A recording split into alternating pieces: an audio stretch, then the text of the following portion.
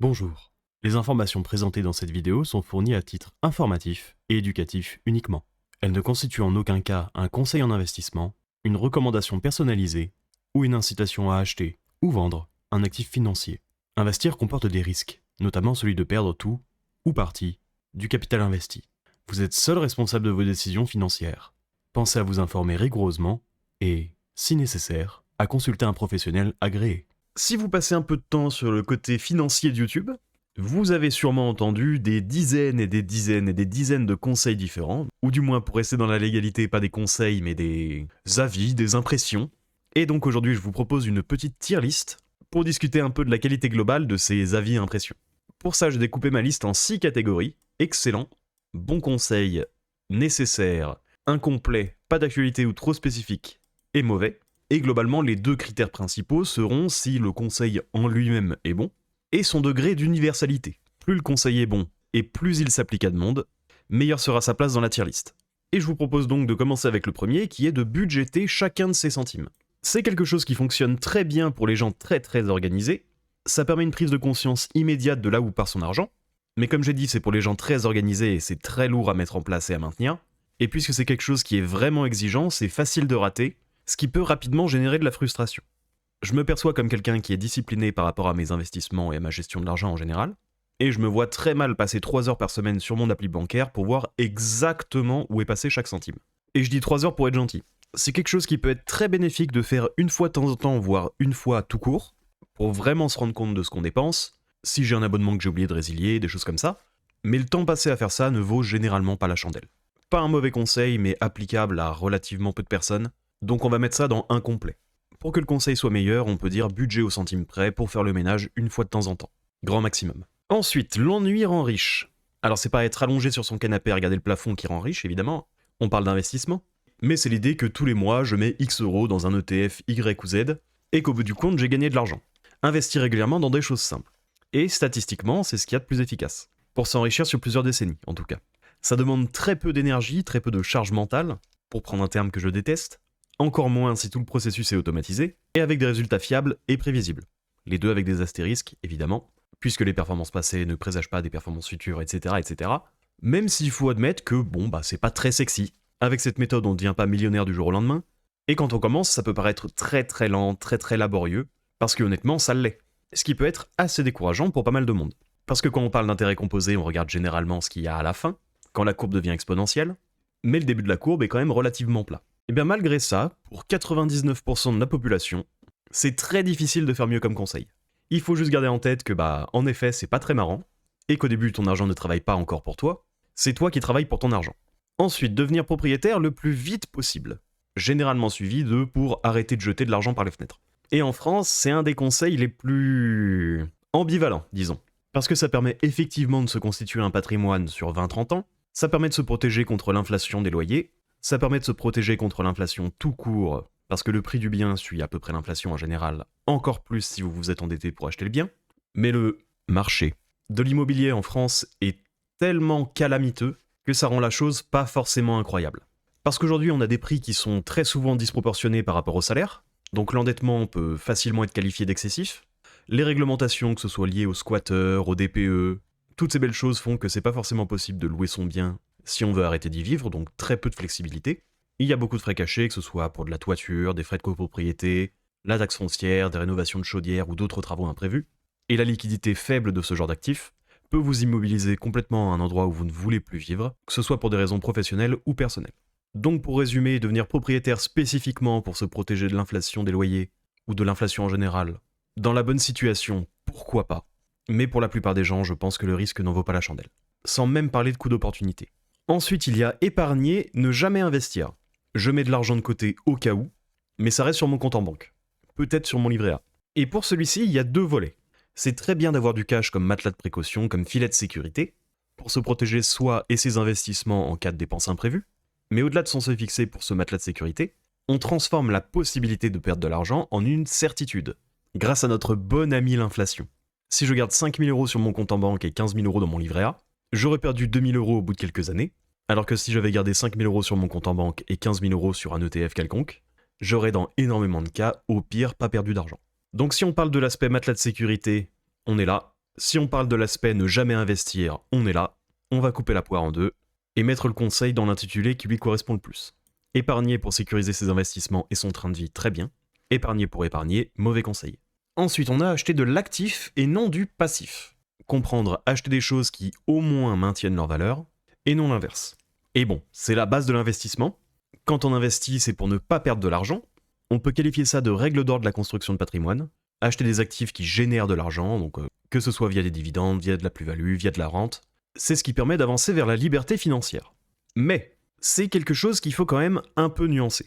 Vous voyez sur la petite vignette illustrative qu'il y a une voiture qui est l'exemple classique autour de ce genre de conseil. Si on regarde l'achat d'une voiture en tant que telle, sans le moindre contexte autour, si vous dépensez aujourd'hui 10 000 euros pour acheter une voiture neuve, dans 10-15 ans, elle vaudra 1 000-2 000 euros maximum. Et en plus, il faut payer l'essence, etc., etc. Mais si on achète une voiture parce qu'on en a besoin pour aller au travail, c'est évidemment pas un mauvais investissement. Parce que ne pas acheter cette voiture vous coûterait plus cher que de l'acheter. On espère en tout cas. Et pour nuancer la nuance, si on prend l'exemple d'un téléphone cette fois, on a tous plus ou moins besoin d'un téléphone actuellement, et acheter le dernier iPhone à 1500 euros, je sais même pas combien ça coûte, au lieu d'acheter un téléphone 3 fois moins cher qui fait globalement la même chose, n'est pas un bon investissement. Dans 3 ans, l'iPhone vaudra 150 euros sur le bon coin, l'autre téléphone vaudra peut-être 50 euros maximum, mais avec la différence, vous auriez pu acheter un actif qui, avec le temps, compenserait la différence. Donc globalement, bon conseil, mais un peu naïf si on le prend au pied de la lettre. Dans une optique d'investissement, privilégiez les actifs, mais dans certains cas, si les passifs vous permettent d'augmenter votre revenu, par exemple, ce sont des investissements parfaitement acceptables. Ensuite, il suffit de travailler dur. Dans le sens, l'effort seul suffit à la réussite. Sans tomber dans le cliché de travailler plus intelligemment, pas plus dur, parce que parfois travailler plus intelligemment, ça demande aussi de travailler plus dur. Le travail est un levier réel pour monter en compétences et augmenter son revenu, et travailler dur généralement permet de construire une certaine discipline. Mais si tout ce que tu fais c'est travailler dur, tu peux travailler 60 heures par semaine et rester pauvre, parce que le travail ne compense pas les mauvaises décisions. Je peux travailler 100 heures par semaine, mais si sur les rares heures qui me restent, je claque tout en vêtements et en sorties, il me reste 0 € à la fin du mois, et j'ai de belles fringues, j'ai vu de super films, mais mon patrimoine n'a pas augmenté d'un copec. Sans compter que selon la discipline dans laquelle tu travailles, la récompense sera plus ou moins présente. Je peux passer des années entières à construire un modèle de prédiction de vitesse de croissance des poils d'un cochon sauvage. À mon avis, ça intéressera pas grand monde. Travailler dur ne suffit pas. Il faut au moins un plan et de la discipline financière en parallèle. Ensuite, il faut à tout prix avoir un business pour s'enrichir. Alors pour celui-ci, c'est un peu complexe de lui attribuer une catégorie. Parce que, a priori, il y a des cadres et des cadres supérieurs qui sont très très bien payés. On a aussi des hauts fonctionnaires qui sont surpayés. Et ces gens-là n'ont pas besoin d'entreprendre pour s'enrichir. Un salarié qui touche 4 500 € net par mois peut tout à fait mettre 2 000 € par mois en investissement, et avec un taux d'intérêt à 7%, en 20 ans il est millionnaire. Donc non, ce n'est pas nécessaire d'avoir un business pour s'enrichir. Mais beaucoup de monde bénéficierait d'un side business pour augmenter ses revenus. Je dis une bêtise, mais passer 2 samedis par mois à tondre des pelouses pour gagner 200 €, c'est techniquement un business. Et pour quelqu'un au SMIC, gagner 200 € de plus qu'il peut ensuite investir, c'est pas rien.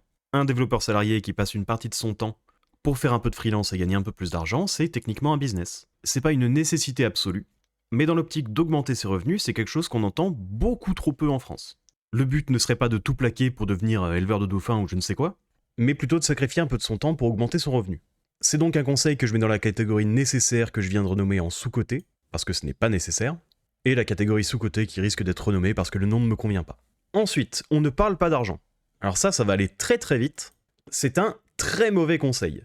Ça ne s'arrête pas au salaire, ça peut être des trucs aussi bêtes que je paye tant pour mon abonnement téléphone, avec tant de gigas, tel service.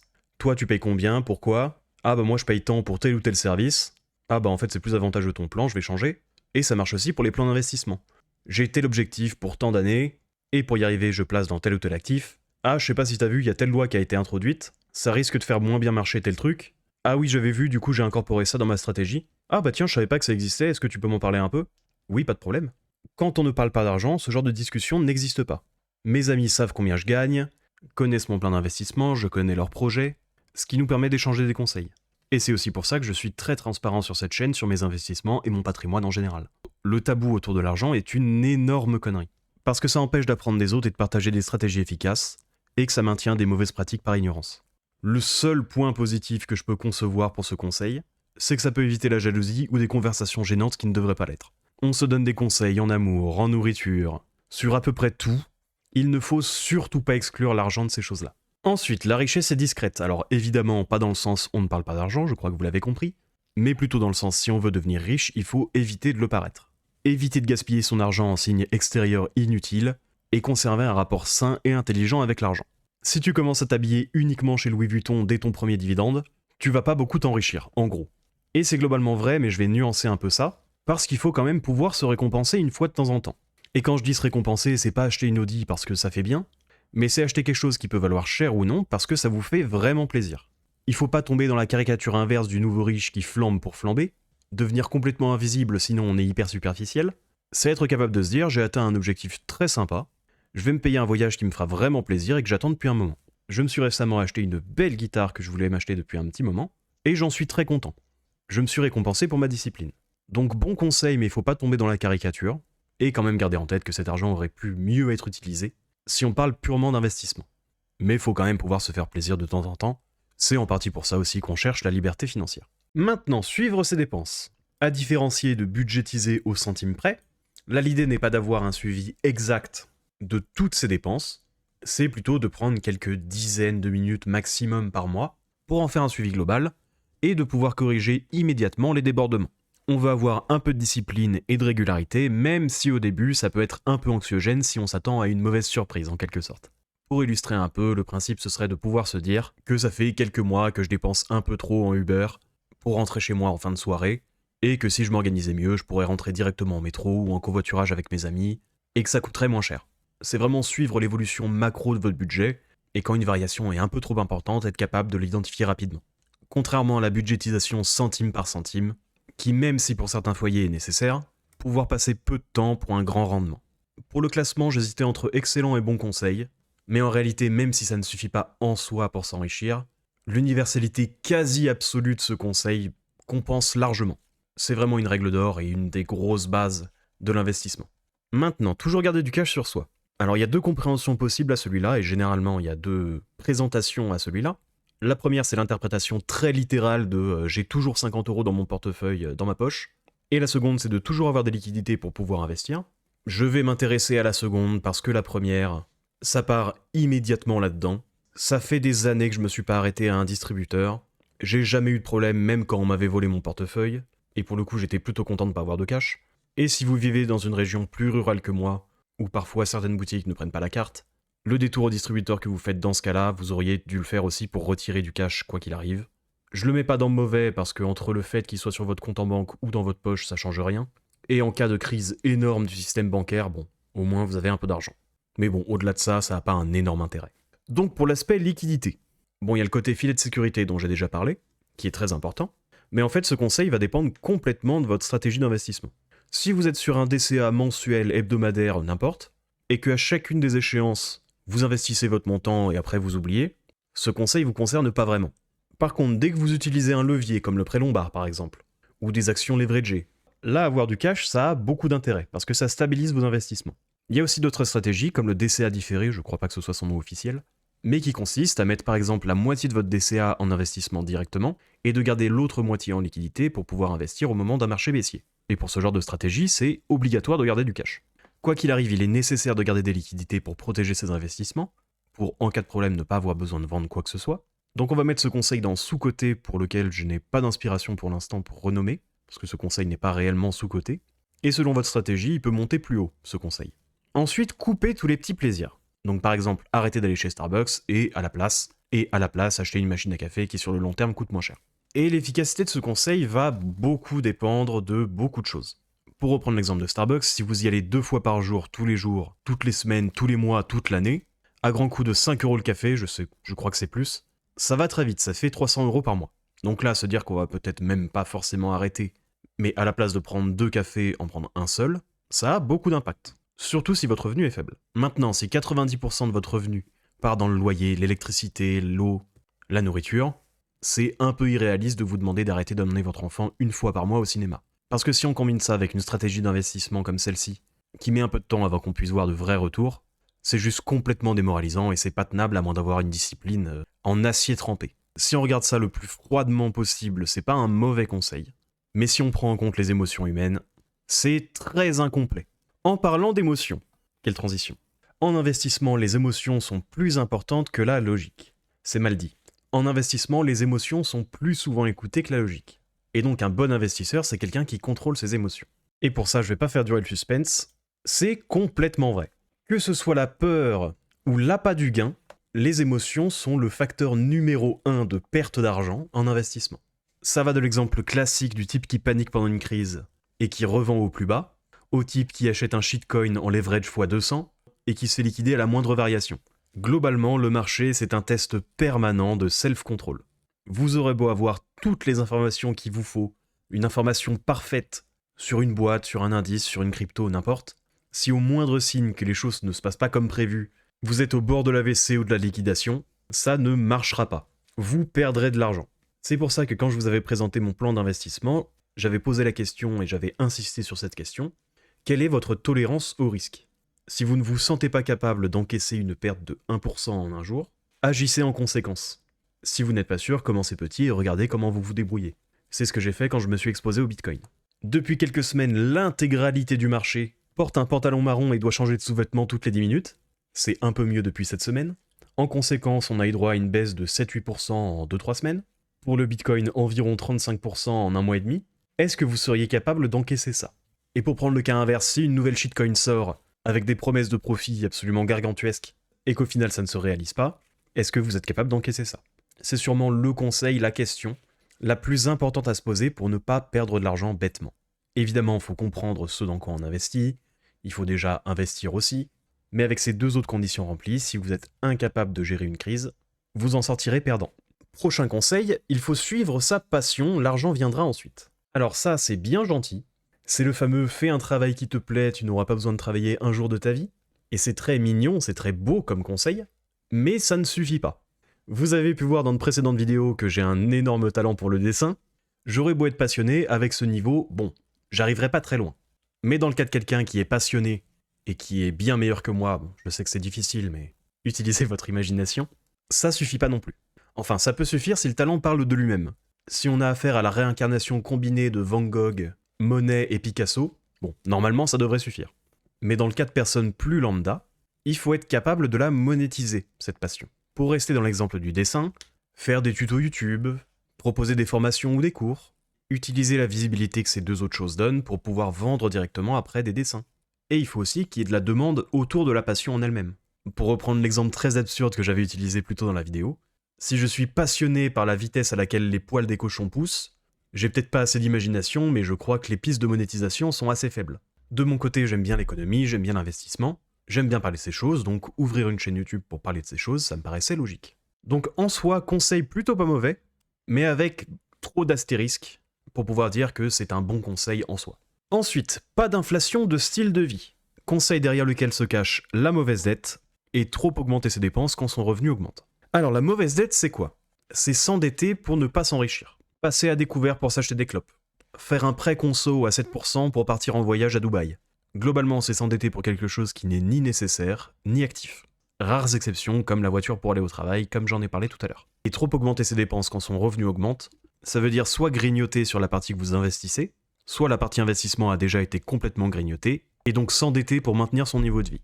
Globalement, on veut éviter à tout prix de tomber dans le piège des mensualités qui s'accumulent, parce que quand on est surendetté, ça devient très très dur de s'en sortir, et même quand on n'est pas surendetté, c'est très désagréable de se rapprocher du rouge tous les jours sans même dépenser quoi que ce soit. C'est tout simplement être responsable financièrement. Privilégier l'augmentation de ce que vous investissez à ce que vous dépensez pour vos loisirs, et surtout ne pas vivre au-dessus de ses moyens. C'est un conseil correct, toujours pas satisfait de ce nom. Parce que ne pas vivre au-dessus de ses moyens, c'est la base, mais ça mène pas très très loin. Contrairement au prochain conseil, qui est de vivre en dessous de ses moyens. Qu'il a, au lieu de dire « faut éviter de s'endetter », dit directement qu'il faut dépenser moins que ce qu'on gagne pour pouvoir épargner et investir. Et du coup, logiquement, c'est une nécessité pour pouvoir commencer à investir. C'est un excellent conseil, mais je ne vais pas le classer dans excellent, parce que pour les gens qui ont un faible revenu, c'est très très dur. Dans la même idée que couper tous les petits plaisirs, quand l'écrasante majorité des dépenses de quelqu'un sont dans le nécessaire, le loyer, la bouffe, l'électricité, tout ça, c'est très difficile de lui demander de mettre une partie significative de son revenu de côté, et c'est aussi vrai pour les gens pour qui leur revenu est très instable. Donc ça part dans bon conseil. Si vous en avez l'opportunité, faites-le. Alors que suivre vos dépenses, juste faites-le. Pas de conditions nécessaires. Ensuite, l'argent ne te change pas, il te révèle. Ça, on le comprend en général comme quand quelqu'un devient riche, ça devient un connard. T'as changé, mec. Mais bon, d'un côté finance personnelle, ça a très peu d'intérêt. Ce qui m'intéresse plus, c'est le cas inverse. Les gens qui disent « je m'en inquiéterai quand j'aurai de l'argent ». Un acheteur compulsif qui se dit que quand il gagnera au loto, il arrêtera d'acheter compulsivement et là, il investira. Et non, c'est pas comme ça que ça marche. Quand on n'a jamais pris de bonnes habitudes vis-à-vis de son argent, c'est pas un miracle qui va changer ses mauvaises habitudes. Quand on ne s'est jamais construit de discipline financière, elle va pas apparaître du jour au lendemain. Au contraire, ça a tendance à amplifier le problème. Quelqu'un de généreux quand il était pauvre restera généreux quand il sera riche. Quelqu'un de beaucoup trop dépensier quand il était pauvre le sera sûrement encore plus quand il sera riche. S'il y arrive un jour. Si demain, par miracle, mon salaire est doublé, ça changera évidemment la somme que je peux investir tous les mois, et ça demandera plus de discipline de ne pas dépenser dans du superficiel, puisque j'aurai plus d'opportunités de dépenser dans du superficiel. Bon conseil, les miracles n'existent pas. Prochain conseil, il faut avoir plusieurs sources de revenus. C'est l'idée que j'ai commencé à évoquer quand j'ai parlé du conseil qui disait qu'il faut avoir un business pour s'enrichir. De la même façon qu'il est conseillé de diversifier ses investissements, il est généralement conseillé de diversifier ses revenus. Si vous avez des revenus boursiers, des revenus immobiliers, un revenu salarial et un side business, vous êtes mécaniquement beaucoup moins dépendant de votre salaire. Et donc beaucoup moins handicapé en cas de perte d'emploi. Ça veut aussi dire que votre matelas de sécurité doit continuer d'exister, mais peut être beaucoup plus léger que si vous n'avez qu'une seule source de revenus. Et évidemment, plus de sources de revenus veut aussi généralement dire plus de revenus tout court. Et le revenu, quand on est en période de construction, est le meilleur ami du patrimoine. Attention cependant à ne pas trop se disperser ou s'épuiser, et ne pas avoir peur d'abandonner un projet si celui-ci n'est pas assez rentable par rapport au temps investi. Mais excellent conseil, c'est la forme ultime de ces trois-là. Et c'est une des raisons pour lesquelles j'ai créé cette chaîne. Ensuite, se payer en premier. Alors dit comme ça, c'est un conseil qui peut paraître réservé aux entrepreneurs, mais c'est en réalité, si on part du principe que vous allez investir, plutôt que d'attendre la fin du mois pour voir ce qui vous reste, le faire dès que vous recevez votre salaire. Je dis salaire, mais c'est vrai pour les autres formes de revenus. C'est la façon la plus facile d'avoir de la discipline parce que ça demande pas vraiment de discipline. Ça transforme l'épargne et l'investissement en réflexe automatique. C'est ce qu'il y a de plus efficace pour accumuler du capital. Le seul défaut que ça a, c'est que ça peut mettre un peu de temps avant d'être calibré correctement. Mais si vous voulez passer de la méthode « ce qui me reste » à la méthode « dès que j'ai mon salaire, j'envoie », commencez par prendre la moyenne de vos 3 à 6 derniers virements investissements. Prenez un peu plus bas si vous avez peur que ça soit trop. Et ce mois-ci, ou le mois prochain, comme vous voulez, dès que vous recevez votre salaire, envoyez cette somme. Et regardez à la fin du mois, honnêtement, froidement, si vous auriez pu envoyer plus, si c'était à peu près bien, ou si c'était un peu trop. Ça m'a pris quelques mois à calibrer, il n'y a pas de honte à ce que ça prenne un peu de temps, mais une fois que c'est mis en place, ça roule tout seul. Ça rend l'investissement très prévisible, on n'a pas l'impression de se priver, et ça permet à chaque augmentation de pouvoir se dire « Ok, je vais pouvoir augmenter le montant investi de temps, le montant loisir de temps, le montant nécessité de temps, et vous pouvez ne plus y réfléchir pendant 1 an. En cas de coup dur où vous devez taper un peu dans votre matelas de sécurité, c'est aussi le montant dont vous savez que vous pouvez réapprovisionner votre matelas, sans sacrifier quoi que ce soit d'autre. C'est vraiment la discipline en mode facile, mettez-vous-y dès que vous pouvez. On est sur une belle série de 2, il faut absolument mettre un terme à ça, et donc le prochain conseil, si on peut dire ça, c'est le fameux, l'inimitable, l'indémodable, la bourse, c'est le casino. Et c'est vrai que tous les ans, j'ai 1 mois où je fais un DCA vers le casino, en leur disant all-in sur le 12 à la roulette, et je vois littéralement aucune différence. Non mais bon, plus sérieusement. Il y a des gens qui traitent vraiment la bourse comme un casino. Il y a des instruments qui sont là globalement pour renflouer les poches des gens qui les vendent. Je ne vais pas prétendre que ces choses-là n'existent pas. Mais si quelqu'un fait son DCA sur du Fartcoin leveragé en x200, en pensant sincèrement que sur le long terme ça va marcher, le problème n'est pas dans la bourse. Comme diraient mes collègues de l'IT, le problème est devant le clavier. Au casino, l'espérance de gain est négative. Plus vous jouez longtemps, plus vous avez de chances d'être perdant. Sinon les casinos ne seraient pas rentables et il n'y aurait plus de casinos. En bourse, quand on a une approche rationnelle et patiente, c'est l'inverse. Plus vous jouez longtemps, moins vous avez de chances de perdre. Donc sans trop vous surprendre, je mets ce conseil dans mauvais. Et pour continuer sur notre lancée mauvaise, le système est truqué, ça sert à rien de participer. Et ça, ce n'est rien d'autre qu'une mauvaise excuse. Qu'on soit d'accord ou non avec le fait que le système est truqué. Parce que pour le coup, le système est fait de telle sorte que quand tu ne fais rien, tu perds de l'argent. Donc que le système soit truqué ou non, tu as tout intérêt à faire quelque chose. Si t'as pas confiance en la bourse, investis dans ta propre boîte. Fais quelque chose. N'attends pas juste l'homme providentiel qui viendra te sauver. Tu risques d'attendre un moment. Parce qu'en réalité, on voit que le système boursier est, si ce n'est truqué, au moins manipulable. Petite dédicace à Trump avec ses tarifs. et l'énorme pression vendeuse qu'on voit chez les cryptos. Mais encore une fois, si tu restes rationnel, logique et que tu joues correctement au jeu, ça ne t'empêchera pas de t'enrichir. Donc très très mauvais conseil. Mais le prochain est d'une toute autre qualité. Le temps passé dans le marché vaut mieux que le timing du marché. Alors celui-là est un peu spécial, parce que quand on le prend vraiment au pied de la lettre le plus littéralement possible, il est faux. Si par exemple vous avez été capable de prédire l'énorme chute au moment des tarifs de Trump, vous êtes sorti au plus haut et vous êtes rentré au plus bas. Ça vous a permis d'éviter une chute de 20%, on met de côté la fiscalité pour l'argument, et après vous avez pu profiter de la grosse remontée qui a suivi. Et c'est vrai pour toutes les crises, pareil pour le Covid, pareil pour la bulle de 2000, pour la grosse crise de 2008. Si vous êtes capable de prédire parfaitement l'avenir, timer le marché, c'est incroyable, c'est imbattable. Le problème, c'est que pour ainsi dire, personne n'en est capable de ça. Et en essayant de timer le marché, vous vous exposez au fait de perdre les meilleurs jours de la bourse. Et en ratant ne serait-ce que les 10 meilleurs jours sur 20 ans, 10 jours, vous perdez la moitié de votre rendement. Donc allez, si vous êtes vraiment bon, vous arrivez à timer le marché une fois sur deux. Vous arrivez à éviter les pires baisses une fois sur deux, et à re-rentrer au moment parfait. Vous ferez peut-être aussi bien que si vous n'aviez rien fait du tout. Et 99,99% des mortels font beaucoup moins bien que de timer une fois sur deux. Moi inclus. En gros, si votre métier n'est pas trader, que vous ne passez pas 23 heures sur 24 à rafraîchir des sites de news financières, ou tout simplement que vous ne faites pas de délit d'initié, c'est vraiment beaucoup trop dur. À tel point que même des gens qui dédient leur vie entière à ce genre de choses peuvent faire moins bien que le marché.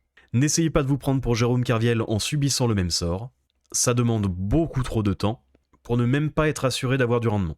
Si vous restez 15 ans investi sans jamais sortir, vous avez une chance absolument infime de ressortir avec moins d'argent que ce que vous avez mis. Inflation comprise. J'ai regardé un peu pour le S&P, les seuls jours pour lesquels un investisseur qui serait resté très exactement 15 ans aurait perdu de l'argent sont les quelques jours autour de début septembre 2000, pour lesquels si l'investisseur sortait très exactement 15 ans après, il aurait perdu quelques dollars. Et c'est en partant du principe qu'il mettait tout son investissement le jour de son investissement. Pas de DCA après ou quoi que ce soit. Excellent conseil pour 99,99% de la population. Si ce n'est plus. On arrive vers la fin, il est temps de devenir un peu poétique. L'argent ne fait pas le bonheur. Alors pour le coup, si on prend la chose au pied de la lettre, encore une fois, là oui, pour le coup c'est vrai. Il y a des choses plus importantes, les relations, la santé. Que tu gagnes 1000 ou 10 000 euros par mois, perdre un proche, ça fait toujours aussi mal. Ça, y a pas de problème. Mais de 1, c'est plus agréable de pleurer dans une Lambo que dans une brouette. Et plus sérieusement, alors autant ça n'achète pas le bonheur, mais ça permet quand même d'éviter une bonne dose de petits désagréments. Ne pas se poser la question de savoir si je vais manger quelque chose ce soir, c'est quand même pas mal. Ne pas être inquiété par le fait de pouvoir rembourser une dette ou non, épargne énormément de stress. L'argent n'achète pas le bonheur, mais ça achète du temps, du confort et de la sécurité, qui sont des facteurs non négligeables dans le bien-être. C'est beaucoup trop simpliste. Et comme dirait l'autre, si l'argent n'achète pas le bonheur, t'as qu'à me le donner.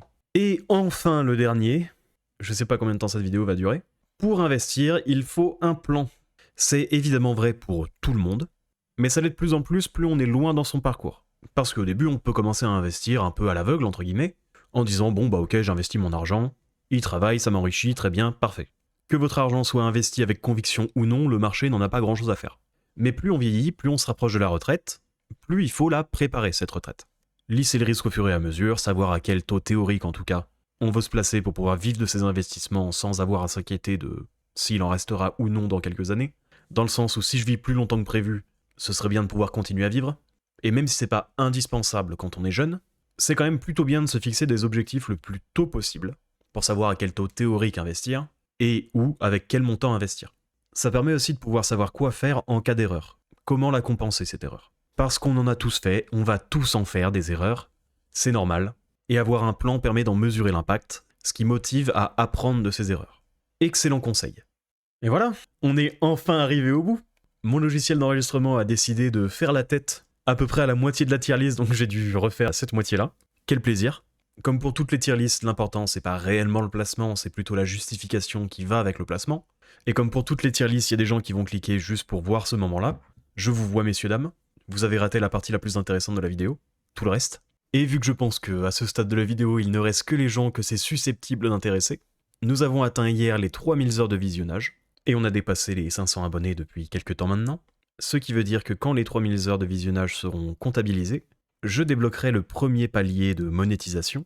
J'aurai pas encore les pubs monétisées, ce seront les espèces d'abonnements mensuels.